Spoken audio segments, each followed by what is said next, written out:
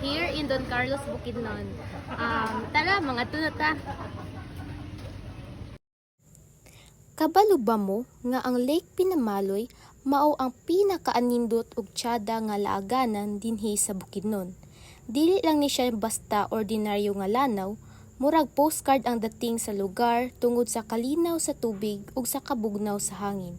Kung mutan-aw ka sa palibot, malingaw gyud ka sa mga punuan ug bukid nga murag nagakos sa lanaw.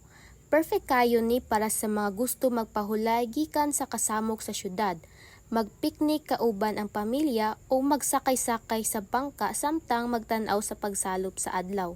Labaw sa tanan, ang Lake Pinamaloy sa Don Carlos dili lang nindot tan-awon kundi puno pod og istorya og kinabuhi. Mao nga kung mangita ka og lugar nga makarelax ka, makakonect sa nature ug makasinati sa tinuod nga katahom sa Bukidnon, ayaw na pagduha-duha, laaga ang Lake Pinamaloy. Gitry usab namo ang electric bike nga maoy magsuroy sa imo sa tibuok lake nga nagkantidad og 50 pesos. Makita jud nimo ang kalinaw ug kahapsay sa lake samtang nagsakay ka sa bao-bao. Ug atong mapangutana ang lokal nga residente diri sama ni Kuya Elso. Ya, unsay history sa Lake Pinamaloy Si Pina og si Maloy. Naunsa man sila, naunsa man sila ya? Si Pina ug si Maloy, Oo. nasumpa sila sa lake. Sa iro. Ha, ano man, unsa bang iro? Ang iro na witness sa ilahang Panginoon.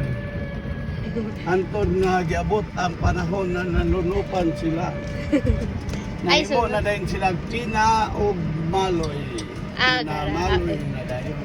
Antod nahimo na dayon siyang lake. Kasi hinungdan silang pagkamatay. Namatay sila. Mamatay na Nabagyuhan.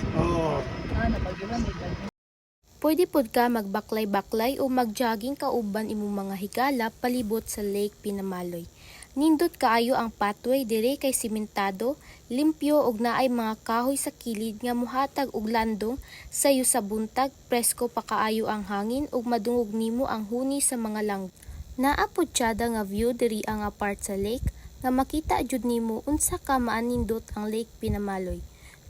Kung mutungtong ka sa viewing deck, murag painting sa atubangan nimo ang kalinaw sa tubig nga murag salamin. Mauni ang spot nga permi gipilahan para magpicture kay bisan pag cellphone lang ang imong gamit, murag professional shot gihapon ang resulta. Labaw sa tanan, diri nimo mabati ang kahilom nga makawala sa stress. Pipila pod usab akong nakig-istorya diri sa lake, like unsa ilahang mga eksperyensya o nganong sige silag balik-balik. Nakastorya kog usa ka pamilya o usa ka managtiayon. Kung pangutan-on ko unsay pinakanindot nga experience diri sa Lake Pinamaloy, lisod gyud pilian kay kada suok naay istorya. Una, ang 50 pesos nga electric bike ride, grabe murag VIP tour ko sa tibuok lanaw. Igo ra ka mulingkod, mupindot ug mag-enjoy sa hangin samtang ikaw mismo ang driver. Pwede ka muhunong kung ganahan ka magpicture sa mga nindot nga spot ug walay oras-oras kay inyuha man ang dagan. Sa 50 nakapalit ka og katawa, kahayahay ug view nga dili nimo makita sa mall. Ikaduha, ang viewing deck nga murag gihimo para sa mga mambabalak. Sa buntag makita nimo ang lanaw nga murag salamin nagakopya sa langit ug bukid. Sa hapon, tan-aw ka lang sa pagsalop sa adlaw nga himuon og gold ang tubig. Literal nga golden hour.